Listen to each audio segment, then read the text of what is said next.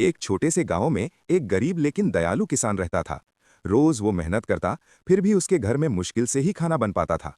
एक दिन खेत में काम करते करते उसे एक घायल सी छोटी चिड़िया मिली। किसान ने प्यार से उसकी देखभाल की, उसे पानी पिलाया और अनाज खिलाया। अगली सुबह जब किसान उठा तो उसने देखा कि चिड़िया सोने की बन गई है। चिड़िया बोली, तुम्हारी दया ने मुझे बचाया है, मैं तुम्हारी मदद करूंगी। लेकिन किसान ने मुस्कुराकर कहा, मुझे तुम्हारे सोने से नहीं, तुम्हारे साथ से खुशी मिलती है। चिड़िया बहुत भावुक हो गई।